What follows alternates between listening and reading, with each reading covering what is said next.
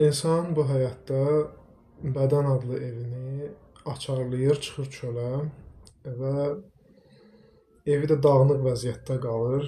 Gedir çöldə evin dağıntısının baş verməsinin səbəbkarlarını axtarır.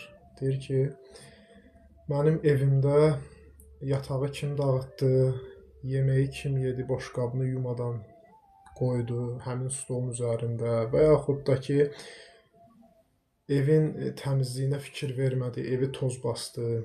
Bu kimi aspektdən başlayır insanları günahlandırmağa və qurban axtarmağa. Və yaxud da ki, özü qurban pozisiyasındadır, amma günahkar axtarır ətrafda. Daima kimisə günahlandırmağa çalışır. Həyatda müəyyən bir situasiyalara düşür, deyir ki, niyə görə bunlar mənim başıma gəldi? Və yaxud da ki, özünü heç nə edə bilməyəcək pozisiyada görür. Mən heç nə edə bilmirəm deyir. Özünü gücsüz görür, özünün həqiqi mahiyyətinə varmır, kimliyindən bixəbərdir. Və bu tipdən bir yaşam sürməyə başlayır həmin şəxs. Bu da onun ətrafda günahkar axtarması və bütün məsuliyyəti ətrafda olan insanları yükləməsindən qaynaqlanır. Özündən bixəbər olan insan özünü bu həyatda qurban kimi görür. Sanki onu əhatə edən küllü kainat ona qarşı işləyir.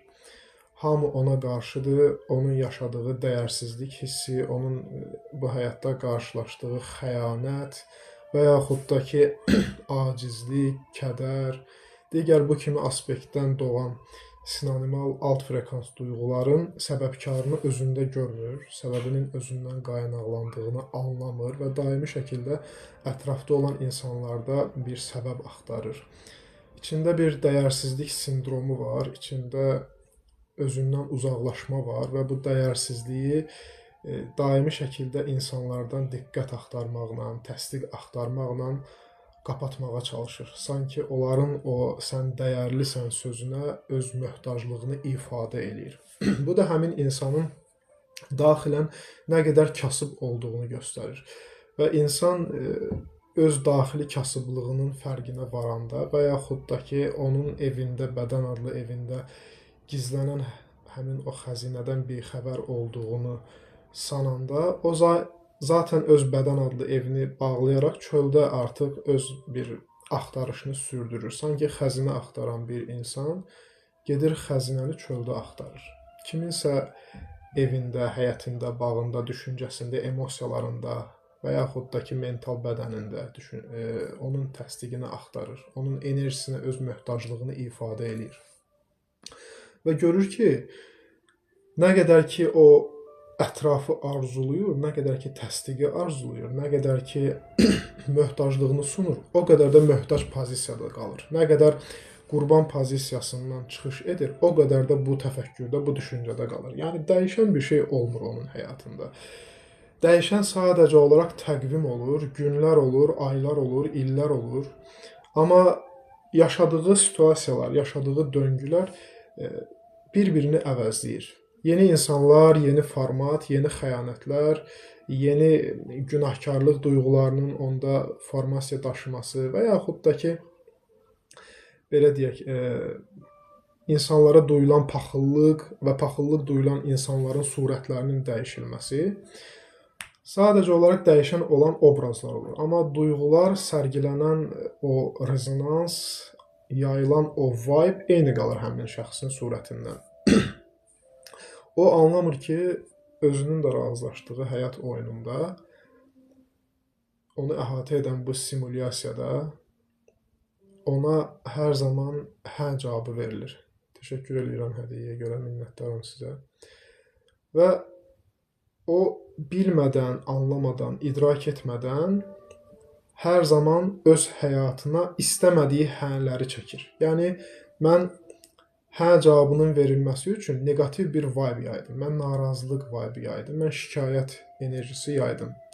Kainat da mənə hə dedi və şikayət edəcəyim qurban bilincində, qurban təfəkküründə, qurban şuur səviyyəsində qalacağım həyat hadisələrini mənim ətrafıma cəmlədi.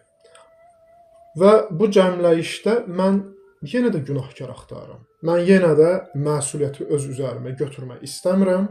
Mən yenə də deyirəm ki, bu insan və yaxud da ki, bu insanlar mənə bu həyat hadisələrini yaşatdı. Mən onları günahkar bildim, yaşadığım bu hallara görə. Mən yenə də özümə baxa bilmədim. Mən yenə də öz qaranlıq otaqlarıma, daxili dünyama nəzər sala bilmədim. Mən yenə də enerjimi, hansı ki, özümə xərcləyəcəyim, öz inkişafıma, öz daxili dünyamın işıqlanmasına xərcləyəcəyim o günlük enerji limitini mən tükətdim. Günahkar axtarmaqla ətraf insanlarda.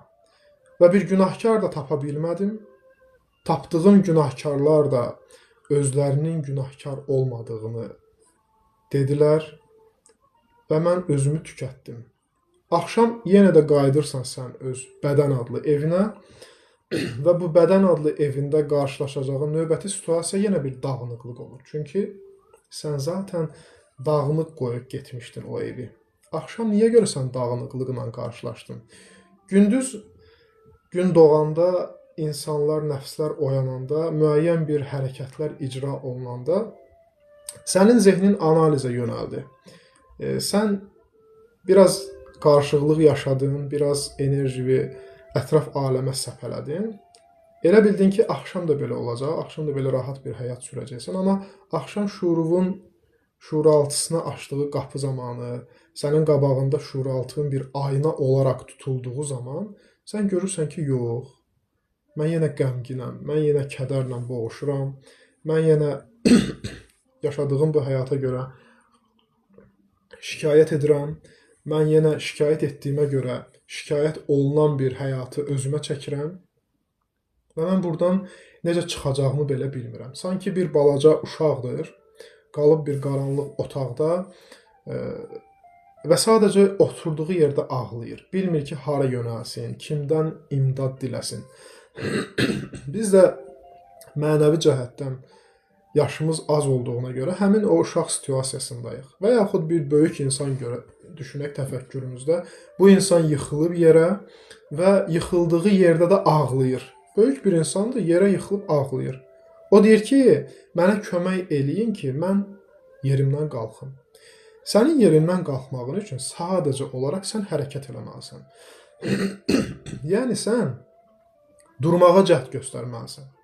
Amma sən gözləyirsən ki, mənim yıxıldığım yerdən kimsə gəlib keçəcək, o mənə əlini uzadacaq və məni ayağa qaldıracaq. Yəni sən qurban şuur səviyyəsində gözləntidə olursan. Dilənçi olursan. Nə dilənçisi olursan? Sevgi dilənçisi olursan, təsdiq dilənçisi olursan, daimi şəkildə bu və bu kimi duyğuları sən ətrafdan gözləyirsən. Və gözləyirsən deyə də yerindəsən, yerində sayırsan, yıxıldığın yerdə qalmısan. Bir müddət sonra fərqinə varırsan ki, ətrafımdan insanlar keçir, amma heç onların vecinə də deyiləm. O insanlar sadəcə məni izləyir və öz hallarına şükür edirlər ki, nə yaxşı ki, mən yıxılmamışam. Çünki niyə? Çünki sən özünün vecinə deyilsən. Özün bir vecsizlik vibe'ı yayırsan. Özünə dəyər vermirsən. Özün özünün əlindən tutaraq özünü qaldırmırsan ayağa və kiminsə səni ayağa qaldırmağını sən istəyirsən. Qurban pozisiyasındasan. Yıxılmısan yerdəsən. Sən daxildə özünə kömək etməyi seçsən, sən daxildə özünü yıxıldığın yerdən qaldırmağı seçsən və buna cəhd göstərsən, o zaman sənə ayna tutan simulyasiyada eyni daxilində özünə yanaşdığın halları və vəziyyətləri insan formatında sənin ətrafında cəmləyəcək. Görəcəksən ki, sən içindən qalxmağı istədiyinə görə simulyasiya sənin yanında bir insanı var etdi. O insan sənin əlindən tutaraq səni ayağa qaldırdı. Və burada özünə kömək edən yenə sən özün olursan. Və burada illüzioner özdən getmir söhbət. Burada həqiqi özdən gedir. Yəni sən özünə nəyi rəva bilirsənsə, həmin o rəva bildiyin hal və vəziyyətlə də qarşılaşacaqsan. Sən daxilində özünü sevirsənmi? Bəli, bunu edirsənsə, o zaman sevgi ilə əhatə olunacaqsan. İnsanların gözəl sözləri ilə, insanların gözəl təsdiqləri ilə, insanın səndə gördüyü gözəl surətləri ilə sən bir əhatələnəcəksən. Bu emosiyalarla, bu fikirlərlə. Yəni məsələ nədən gedir? Məsələ sənin özünə duyduğun münasibətdən gedir. Sən özünə necə bir münasibətdəsənsə, o zaman həmin münasibəti də sən ətraf aləmdən görəcəksən. Bu qədər bəsitdir. Bəs bunu görmək üçün sən nə etməlisən? Qurban pozisiyasında olduğunu anlamaq üçün və yaxud da ki, belə deyək, o pozisiyadan çıxmaq üçün sən nə etməlisən? İlkin addım olaraq sən özünü kənardan müşahidə etməlisən. Müşahidə etdiyin an sən görürsən ki, bəli, mən yıxılmışam. Qalxmaq potensialındayam. Mənim bir potensialım var. Mənim bir enerjim var. Mənim bir gücüm var. Sadəcə mən qalxmağı seçmədim. Mən sadəcə yıxıldığım yerdən qaldırılmaq istədim. Kimsə gəlsin mənim əlimdən tutsun. Və bu kiminsə mənim əlimdən tutması üçün ilk öncə mənim öz əlimdən tutmağım lazımdır. Evdə dağınıqlıq vəziyyəti sənin öz yaratdığın dağınıqlıqdan ibarətdir. Sən bunu anlamalısan ki, sənin yatıb durduğun yeri qonşu gəlib yığmayacaq. Daxili dünyada da belədir. Sən təmizlik işini özün həyata keçirməlisən. Sən başlamalısan dağınıq bədən adlı evdə daha doğrusu bir dəyişikliklər aparmağa. Bu dəyişiklikləri apardığın anda, özünə düzəlişlər etdiyin anda nə baş verir? Sənə verilən o enerji ki var, səhər yuxudan durdun, müəyyən bir enerjiyə sahibsən. Onu sən xərcləyirsən özünə. Yəni gedib qonşunun evində təmizlik işi görmürsən. Gəlirsən öz evində təmizlik işi görürsən, öz həyatına düzəliş eləyirsən. İndi deyə bilərsiniz ki, qonşunun evində təmizlik işi görmək nə deməkdir? Çox asan bir şeydir dostlar. Təşəkkür edirəm hədiyyələrə görə dostlar. Allah sizi var eləsin. Sən bir insanı düşünürsənsə, bir insanın sənə yaşatdığı acını xatırlayırsansa, bir insanın sənə yaşatdığı kədəri, xəyanəti, ağrını sən bugün də var eləyirsənsə xatırlayaraq, demək ki, sən keçmişi bugünə daşıdın. Tamam, bunu etdin. Bu əzabı özünə layiq bildin. Amma bunun bərabərində sən başqa bir şey də edirsən. Həmin insanı enerjisel olaraq həm bəsləyirsən, həmin insanın həyatında olan o daşları, qayaları, kəsəkləri, qışı, yağışı, qarı sən öz həyatına çəkirsən. Çünki sən onu qınadın. Çünki sən elə bildin ki, sənə bu acını yaşadan həmin o şəxsdir. Amma fərqində belə olmadın ki, o sadəcə bir surətdir. Sən sadəcə surətə aldandın. Razılaşdığın surətə aldandın. Bir insana bu həyatda bağlısan, bir insana çox sevirsən, qurban pozisiyasında, qurban şuur səviyyəsində olduğuna görə deyirsən ki, qurduğun cümlə bundan ibarətdir. Mən ona yaxşılıq elədim və bunu anlamadı. Mən onu sevdim, o mənə xəyanət etdi. Mən ona özümü həsr etdim, o isə mənə bir dəyərsizlik yaşatdı. O mənim dəyərimi bilmədi. Sən surəti suçluyursan. Sən surətə aldanaraq surəti qınayırsan. Niyə görə bunu edirsən? Axı o surət sadəcə bir surətdir. O surət sənin içində özü olan rəftarını göstərir sənə. Sən aynaya baxıb, aynada gördüyünlə dalaşırsan. Niyə bunu etdin özünə? Və bu dalaşma sənə nə verəcək? Aynada baxıb gördüyünü sən tənqid etməyinlə, acılamağınla dəyişdirə biləcəyini mi sanırsan?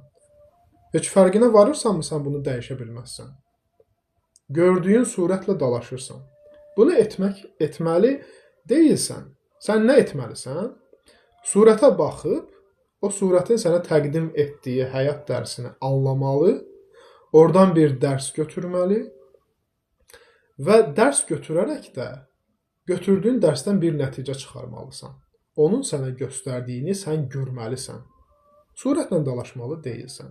Buna görə də dostlar, biz bu həyatda hansısa bir insandan şikayətləniriksə, bu bizim yoldaşımız da ola bilər, bu bizim dostumuz da ola bilər, partnyorumuz da ola bilər, qaynanamız da ola bilər, qaynatamız da, bacımız da, qardaşımız da, fərqi yoxdur. Ağlınıza gələn mübahisə etmək potensialında olduğunuz bütün surətlər. Siz əgər bu surətlərlə dalaşırsınızsa, bu surətlərdən gileylənirsinizsə, bu surətlərə bir paxıllıq duyursunuzsa və yaxud da ki, belə deyək, bu surətlərin sizə yaşadacağı qorxulardan qorxursunuzsa, o həyatınıza çəkməkdən gileylənirsinizsə, özünüzə yazığınız gəlirsə, siz qurban təfəkküründəsiz. Siz qurban şuur səviyyəsindəsiz. Tamam, mən anladım ki, bugün bunları dinləyərək mən qurban şuur səviyyəsindəyəm, mən qurban təfəkküründəyəm. Bəs yaxşı, qurban şuur səviyyəsində anladıqdan sonra mən bu şuur səviyyəsindən necə çıxa bilərəm? Sənin özünü görməyin, hansı ki bu situasiyaların içində sənin özünü kənardan görməyin, o deməkdir ki, artıq sən çıxış qapısına yaxınlaşmısan. Bu çıxış qapısının dostlar bir kilidi var. Bu kilid nədən ibarətdir? Axı hər bir qapının bir kilidi var. Açmaq üçün biz o kilidə lazımı olan açar sözü daxil etməliyik ki, açılsın. İlk öncə biz baxmalıyıq ki, mənim qurban şuur səviyyəsində olmağımın əsas səbəbi, qaynağı, kökü hardan gəlir? Uşaqlıqda yaşadığım travmalardan. İnsanlar məni susturdu, ətraf aləm mənə danışmağa imkan vermədi, dəyərsiz olduğumu mənə göstərdi və onların bu dediyi sözlər ağ vərəq olan şuur altında bir izlər buraxdı, bir kodlar yaratdı. Və mən bu kodlarla da, bu inanclarla da, mənə inandırılmışlarla da mən öz həyatımı qurmağa başladım. Mənə dedilər ki, sən dəyərsizsən, mənim fikrimə önəm vermədilər, mənim düşüncəmə, mənim təfəkkürümə, mənim metodlarıma, mənim bu həyata baxış bucağıma doğru deyil dedilər. Və mən də buna inandım. İnanc belə yaranır, dostlar. İnanc sənin inandırıldığındır. Sən nəyə inandırılmısan? Özünə bunu sual verməlisən. Kökünü anladın, travmaları anladın, incidilmələri anladın. Mən yaralı biriyəm dedin özünə və özünü yaralı biri kimi bu həyata təqdim etdin. Bu həyat da səndən ibarət olduğuna görə sən özünə bunu təqdimat kimi sundun. İnandın ki, sən zəif birisən. Amma ətrafdan özünə baxdığın anda görürsən ki, axı sadəcə olaraq mənim ayağa qalxmağım üçün əlimi yerə basıb yerdən dəstək götürməyim, ayaqlarımı da işlədə bildiyimə görə sadəcə olaraq yuxarı qalxmağım lazımdır. Durursan ayağa, özü müşahidə etdiyin an, özünə kənardan baxırsan. Görürsən ki, axı məndə bu potensial var idi, niyə görə mən 20 il, 30 il, 10 il, 5 il özümü hədər etdim. Durdun, üst başını təmizlədin və səni müşahidə edən, sənə belə deyək, bu ağrıları yaşadan, bu acıları yaşadan insanlara baxırsan. Görürsən ki, bu ağrıların sənə yaşadılmasının əsas səbəbkarı, bu bağların səndən qopmasının əsas səbəbkarı ondan ibarətdir ki, sən azad olasan. Sən dünyaya bağlı qalmayasan.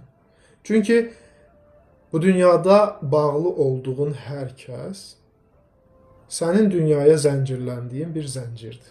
Sən sadəcə bunun fərqində deyilsən.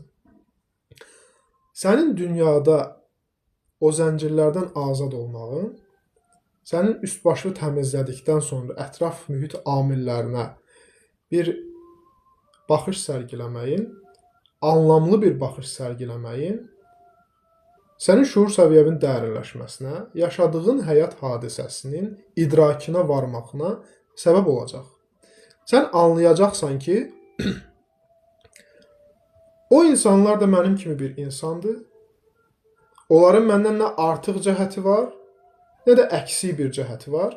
Sadəcə olaraq hər birimizə eyni bir potensial verilib, kimisi istifadə edir, kimisi isə istifadə etmir. İstifadə etməyənin günahı onun özündədir. Sənə bir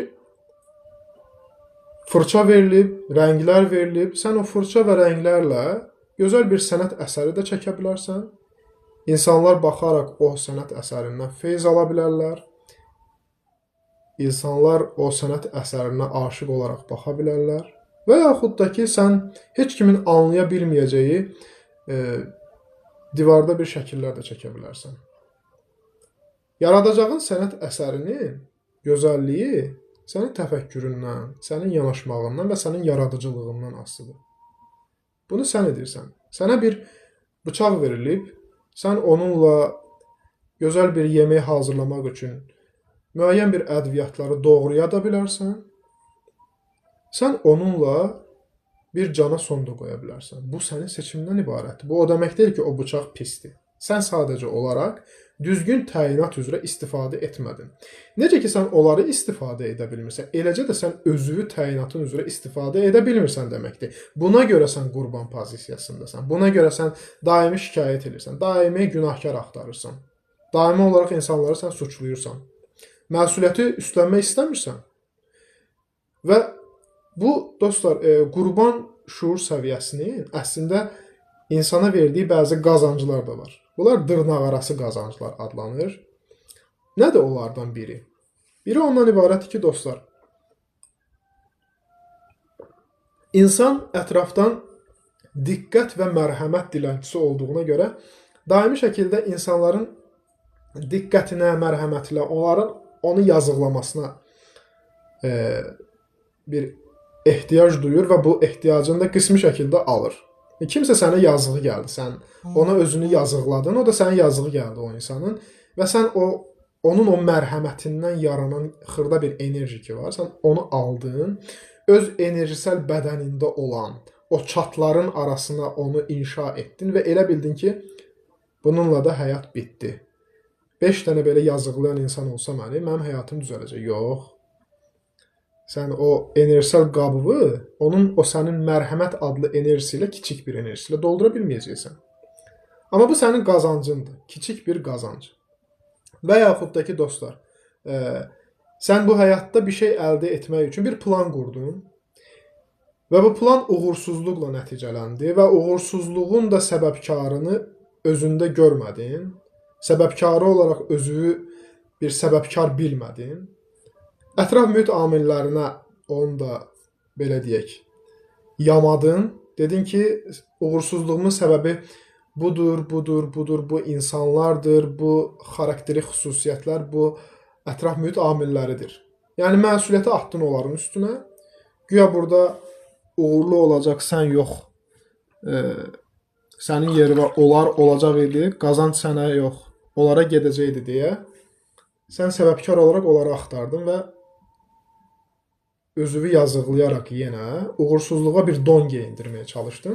Bu da sənin yüngül qazancındır. Yəni, məsuliyyəti mən özlərimdən atdım, özlərimə yıxsaydım mən o məsuliyyəti, mənə biraz ağırlıq verərdi. Bu sənin qazancındır sadəcə. Və yaxud da ki, sən dəyişmək məcburiyyətində qalmırsan. Nəyə görə? Çünki sən məsuliyyət götürmürsən. Dəyişmək məcburiyyətində qalmaq enerji tələb edir. Dəyişmək məcburiyyətində qalmaq, dəyişmək istəmək bir fiziki hərəkət tələb edir. Bir yeni fikir istehsal etmək tələb edir. Bir yeni emosiya sərgiləmək tələb edir.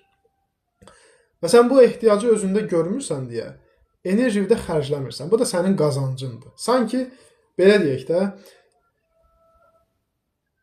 bir boru təsəvvür eləyək. O boru ilə müəyyən bir ağac sulanır və boru da o suyu buraxmaq istəmir özündən. Elə bilir ki, onun qazancı o içərisində öz həcmində tutduğu o sudur. Və su orada qalaraq təbii ki də ki, çürüyəcək, öz mahiyyətini itirəcək. Can vermə, həyat vermə bir funksiyasını yerinə yetirə bilməyəcək. Və bu borunun özünə də ziyandır. Axın olmur orada. Axını sən kəsdin, axını sən limitlədin. İndi enerji də belədir və sahib olduqlarım da belədir. Sən bir qurban bilincindəsənsə, getdin bir kitab oxudun, müəyyən bir bilik əldə elədin, misal üçün. Əldə elədin biliyi o qədər özündə sıxıb saxlayırsan ki, insanlarla bölüşmək istəmirsən. Elə bilirsən ki, səndən başqa bunu heç kim bilmir və yaxud bilmək potensialında deyil. Elə bilirsən ki, bunu bilən yalnızca sənsən.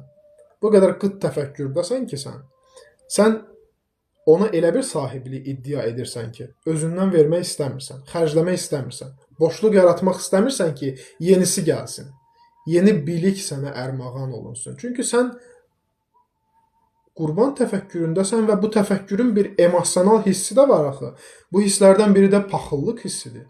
Sən paxıllıq duyursan, sən elə bilirsən ki, kimsə sənin dediyinlə maariflənərək səndən üstün olacaq. Çünki həmçində sən bir müqayisə təfəkküründəsən axı. Sən bu həyatı bir mübarizə meydanı olaraq görürsən axı. Qeyd edim ki, mübarizə şuur səviyyəsi də ikinci şuur səviyyəsidir, dostlar. İnşallah ki, bu haqda da biz danışacağıq. Nəyə görə? Çünki insan qurban bilincindən çıxandan sonra, yəni o yerdən ki qalxdı, üst başını təmizlədi, indi başlayacaq insanların özünü müqayisə eləməyə. İnsanlar hərəkətdədir, bu da başlayacaq hərəkət eləməyə. İnsanlar dünya illüziyasını toplayır, o da başlayacaq toplamağa. Və yaxud da ki, başlayacaq ki, mənim üst başıma baxın, mənim geyimimə baxıram, görürəm ki, bu geyim digər bir şəxsin geyimindən biraz məbləğ cəhətdən aşağıdır və gedim gözümə gözəl bir geyim alım. Müqayisə təfəkküründəsən. Müqayisə şuur səviyyəsindəsən. Ona görə də sən ayağa durandan sonra artıq başlayacaqsan müqayisəyə. Bu da yaxşı bir şeydir təbii ki. Addımlamaq üçün, irəliləmək üçün, qaçmaq üçün ilk öncə yerindən durmaq lazımdır. Ki qaçışa qoşulasan, ki sənin yıxıldığın yerdə sənin ətrafından qaçan insanların o marafonuna sən qoşulasan. Və o marafonun da bir sonu var. Ondan sonra da növbəti levellər var. Mən də sizə təşəkkür edirəm, minnətdaram. Bu şuur səviyyəsinin xarakteri xüsusiyyətlərini artıq biz anladıqdan sonra və oradan çıxışın ilk öncə ayağa qalxmaq, özümüzü müşahidə etmək, özümüzə kənar insanların gözlərindən baxmağın vacib olduğunu algıladıqdan sonra biz öz xarakteri xüsusiyyətlərimizə və həmin o qurban şuur səviyyəsində şuursuz şəkildə etdiyimizə diqqət etsək görərik ki, biz nə qədər özümüzdən xərcləmişik. Özümüzdən xərcləmişik nə deməkdir dostlar, bilirsinizmi? Özümüzdən xərcləmişik o deməkdir ki, sizə özünüzə xərcləməyə verilən bir şeyi siz özünüzə yox da başqasına xərcləmisiniz. Düzdür, o verilən enerjinin, o verilən günlük limitin mənbəyi zaten siz deyilsiniz. Mənbəy Allahdır. O sizə verdi ki, bunu öz şuur səviyyəvin dərinləşməsinə, öz ruhunun təkamülünə bunu xərclə. Sən də bunu etmədin. Getdin, sənə o duyğuları, o qurban şuur səviyyəsində olan emosiyaları, emosional bədənində var edəcək insanları bəslədin həmin o enerjini. Sənə pul verildi ki, yeyib içəsən, kef eləyəsən, bədənvə qulluq eləyəsən, sağlamlığa baxasan. Sən nə etdin? Getdin, sənə verilən pulu başqalarına xərclədin. Sənə travma yaşadanları xatırlayaraq onların cibinə qoydun o pulu, sənə əzab verən insanların düşünərək keçmişdən yaşatdığın o travmaları bugünə daşıyaraq onlara verdin və özün də ac qaldın. Yemək istədin, əlvi cibə atdın, gördün ki, cibimdə heç nə yoxdur. Və sənə maraqlı gəldi ki, bu pul hara getdi? Axı mənə verilmişdi bu səhər. Səhər gün doğanda mənə bu pul verildi. Günlük olaraq məni var edən mənə bunu verdi. Bəs mən bunu hara xərclədim? Sənə elə gəldi ki, bu sənin cibindən oğurlandı. Və oğurlandığını sandığın üçün sən günahkar axtardın. Sən oğru axtarırsan hal-hazırda, qurban təfəkküründə. Sən deyirsən ki, mənim cibimdə olanı kim oğurladı məndən?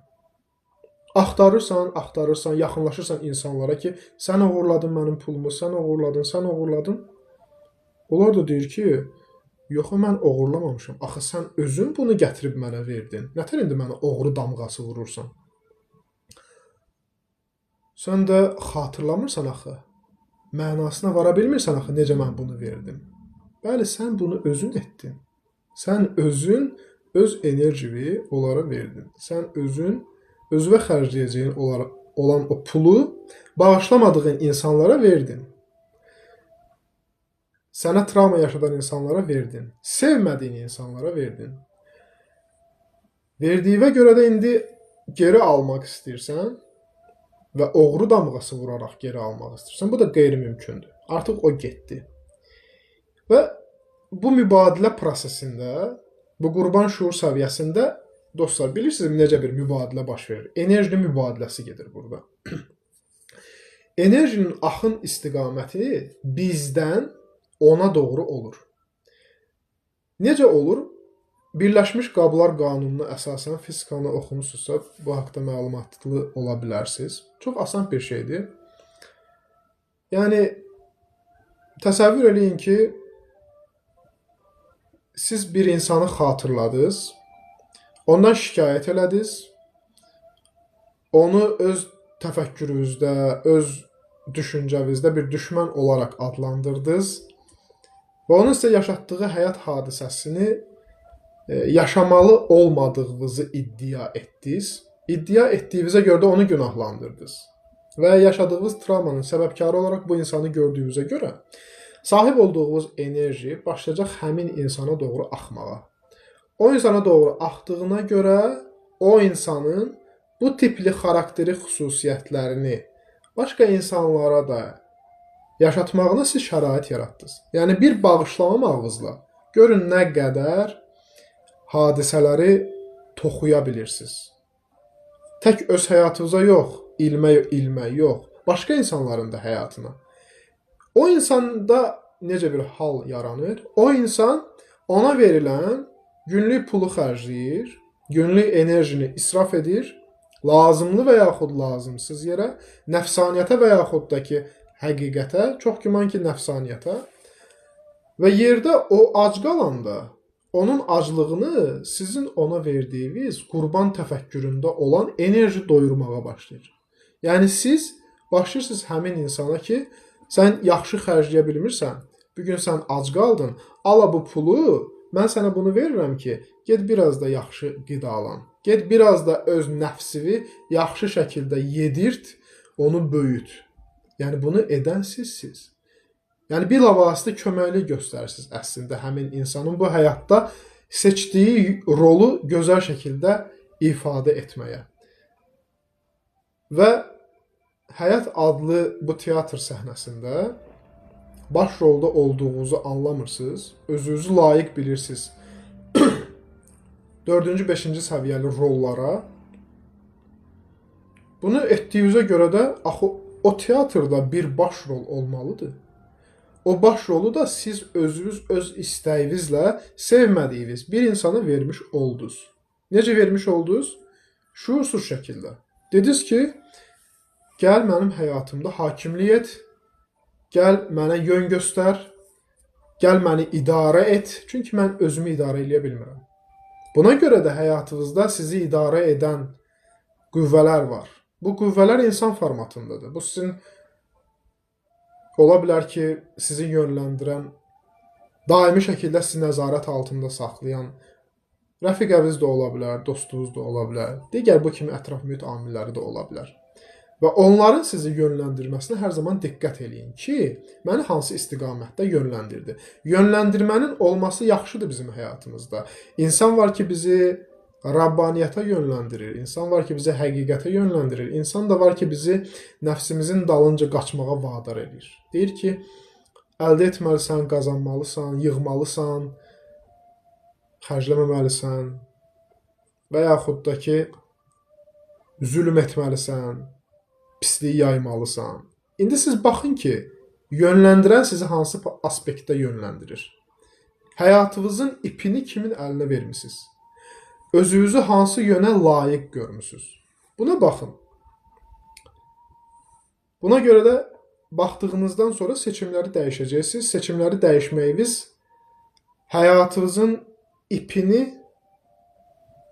öz xidmətinizi, öz qulluğunuzu doğru istiqamətdə seçdiyinizə görə, əgər bunu seçməyə özünüzü layiq bilsəz, verəcəksiniz sizi var eləyənin bir növ dünya illüziyası desək əllərinə. O da sizi gözəl şəkildə istiqamətləndirəcək. O da sizi batdığınız o quyudan çıxardacaq. O qurban səviyyəsindən çıxardacaq və o yerdə yıxıldığınız anda sizə uzanan əl onun əli olacaq.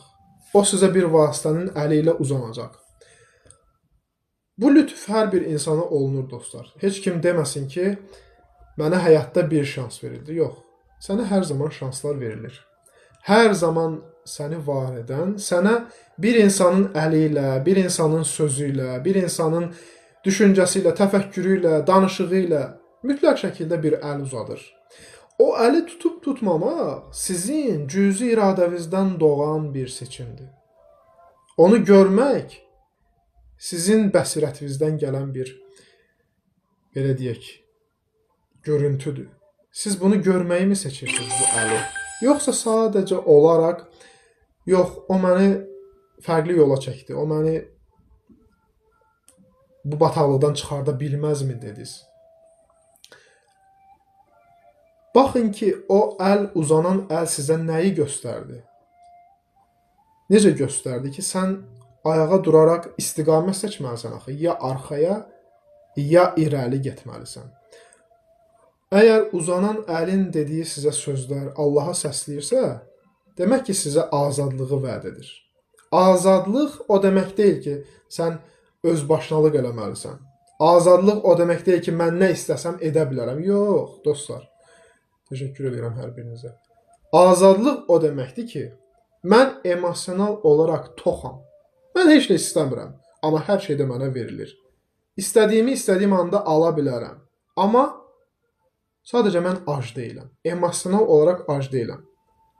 Uşaqlıqda nəyisə arzuluyurdunuz balaca vaxtı. Və insan o balaca vaxtı müəyyən bir qazanca sahib olmadığına görə də arzuladığını əldə edə bilmirdi. Qurban təfəkküründə olmağımız, dostlar, bizim sadəcə olaraq, bioloji olaraq böyüməyimiz, mənəvi olaraq həmin o uşaqlıqda ilişib qalmağımız deməkdir. Bizə elə gəlir ki, biz istədiyimizi əldə edə bilmirik. Çünki biz qıtlıq təfəkküründəyik, biz qurban pozisiyasındayıq. Və bizə göstərilsə ki, əgər göstərilir də sadəcə görmək lazımdır, göstərilsə ki, hər şey səndə var, istədiyini əldə edə bilərsən, istədiyin anda əldə edə bilərsən, bu potensialı səni var eləyən verib, sadəcə olaraq sən unutdun, sən xatırlamalısan, bunu anladıqdan sonra sən böyüyürsən. Böyümə sürəcin sənin artıq qıtlıq təfəkküründən, qurban səviyyəsindən, nəfs-i əmmaradan və yaxud da ki, kök enerjisel mərkəzlərdən yuxarı doğru addımlamağın deməkdir. Şuur səviyyələrini keçdikcə mənəvi böyüməyin baş verir. Mənəvi böyüməyin artıq sənin bu həyatda yetkinlik yaşına çatmağın deməkdir. Məsələn, məktəbi bitirdin, getdin, müəyyən bir işdə işlədin, müəyyən bir qazanc əldə elədin və görürsən ki, uşaqlıqda arzuladığın hər bir şeyi əldə edə bilirsən. Oyuncağı ala bilərsən, oyuncaq maşını, oyuncaq kuklanı əldə edə bilərsən. Yemək istəyirdin, məsələn, hər zaman konfet. İndi pulun da var, mağazada böyründədir. Gedirsən mağazaya, istədiyin konfeti ala bilərsən. Amma istəmirsən. Amma sən bu seçimi artıq seçmək istəmirsən. Niyə görə? Çünki sən azad oldun artıq o təfəkkürdən. Sən böyüdün və böyüməyin sənin artıq dünya illüziyasından mənəvi olaraq böyüməyin. Nəsə ummamağın deməkdir. İstəməməyin deməkdir. Həqiqətən hal olaraq deyirəm sizə dostlar. Hal olaraq sən istəmirsən. Biri var, istəməyi sən özünə qadağan edirsən. Bu başqa bir şeydir. Bu sadəcə sənin özünü aldatmağın, sənin İstəmirəm maskası, sosial maskasını öz üzərinə taxmağın deməkdir. Sən belə deyək, müəyyən bir təfəkkürdəsən. Sadəcə olaraq mən böyüyəm maskası taxdım. Uşaqlıqda balaca uşağın böyük bir insanın maskasını taxmağı kimi, böyük insan kimi danışmağı, rəftar etməyi kimi. Amma sən o deyilsən axı. Niyə özünü aldadırsan? Bu səni yoracaq. Bu maska sənin nəfəsini daraldacaq. Bu maska səni bezdirəcək. Böyüməyin üçün sən addımlar atmalısan. Addımlar atmaq, ali həqiqətə doğru addımlamaq üçün sən yerindən qalxmalısan. Yerindən qalxmağın, üst-başını təmizləməyin, istiqamət seçərək, dünyavi insanların qaçdığı bir istiqamətdən mən qaçım, yoxsa illüzioner insanların, illüziya dalınca qaçan insanların qaçdığı bir yerdən mən qaçım deyə sənin artıq bir istiqamət seçməyin deməkdir. Dünya dalınca qaçsan, yenə də uduzacaqsan. Sadəcə qaçacaqsan. Kölgəni qovladığın kimi qaçacaqsan. Daimi şəkildə öz kölgəni qovalamağa çalışacaqsan. Ki, mən güya onu tutacam. Yox, bunu eləyə bilməyəcəksən. Və yaxud da ki, emosional ac tərəfi doyurmağa çalışacaqsan ki, mən bir şeyi arzuladım, onu arzuladığım anda, əldə etdiyim anda, onun mənə verdiyi enerji məni bütövləşdirəcək. Yox, bunu edə bilməyəcəksən. Bu səndə müvəqqəti efor yaradacaq. Sən böyüməyin üçün arzularından azad olmalısan. Arzularından azad olanda dünyavi zəncirlər qırılır. Dünyavi zəncirlər qırıldığına görə də sən rahat olursan. Sən azad olursan həqiqətən də. Və bu anda sənə hər şey verilir. Hər şey sənə sunulur. Səni var edən tərəfindən. Və sunulan hər bir şey səndə sunulduğu anda emosional reaksiya doğurmur. İnsanlara paxıllıq duymursan, özündən təfəkkür səviyyəndən biraz yüksək səviyyədə olan insan danışanda sən paxıllıq hissi keçirmirsən içindən. Və yaxud da ki, ətrafında baş verən bir hadisəyə emosional reaksiya vermirsən ilkin olaraq. Sən anlayırsan ki, artıq hadisə niyə baş verdi. Məsələn, pəncərədən baxırsan həyətə, görürsən ki, iki uşaq dalaşır. Görürsən ki, o uşaqların dalaşmağının səbəbi nədən ibarətdir. Və o iki uşaq dalaşanda sən hər iki uşaq tərəfindən çıxış eləmirsən. Çıxış eləmirsən və sadəcə olaraq onu müşahidə edirsən. Çünki bir vaxt da sən də bioloji olaraq böyük olsan da, mənəvi olaraq həmin o uşaq səviyyəsində idin. Sən də nəyinsə mübahisəsini aparırdın, nəyinsə paxıllığını çəkirdin. Hansısa oyuncağın səndən alınaraq başqasına verilməyindən sən etiraz edirdin. Və etiraz etməyin, indi həmin halı müşahidə etməyin və müşahidə etdiyin üçün anlamağın sənə böyük bir lütufdur. Və bu sənin artıq mənəvi şəkildə böyüməyin deməkdir. Təsəvvür eləyin ki, böyük bir, belə deyək, magistral yol var. Magistral yolda çoxlu maşınlar hərəkət edir. Sən də düşmüsən bu maşınların arxasınca və maşınları qovlamağa çalışırsan ki, tutasan. Bu maşınlar sənin duyğularındır. Onlar sadəcə gəlirlər və gedirlər. Sənin o maşının arxasınca düşüb hansısa duyğunun içində özünü həbs eləməyin, duyğunun dalınca qaçmağın səni yoracaq. Sən bir duyğudan ibarət olmadığını da anlayacaqsan mənəvi olaraq böyüyəndə. Bu qurban pozisiyasından çıxanda. Sən yorulduğuna görə də çəkiləcəksən yoldan kənara. Kənarda səkinin üzərində oturaraq sadəcə öz halını müşahidə eləyəcəksən. Mən bu duyğunun içərisindəyəm. Yox. Mən bu duyğunu kənardan müşahidə edən bir varlığım. Müşahidə etdiyin anda o sürətlə gəlib sənin həyatından keçəcək. Sənə təsir göstərməyəcək. Sən emosiyanın içərisində olmayacaqsan. Sən emosiyanın içərisində həbs olunacaq bir varlıq olmadığını anlayacaqsan. Bu da sənə öz həyatının müşahidəçisi olmağı lütf etmək aspektinə çatmaqla yardımcı və köməkçi olacaq. Müşahidə edəcəksən. Və bugün müşahidə etdiyin duyğu və o duyğuya sənin emosional olaraq bağlanmamağın artıq duyğunun daha gözəl transformasiya olaraq sənə sunulmasına köməkçi və yardımçı olacaq. Yəni bu yol elə bir yoldur ki, dostlar, sən daimi şəkildə yuxarı doğru addımlayırsan. Sən bir zirvəyə doğru addımlayırsan və o zirvə də yoxdur. Çatdığın hər bir yol, hər bir mərtəbə o bir zirvə sayılır əslində sənin üçün.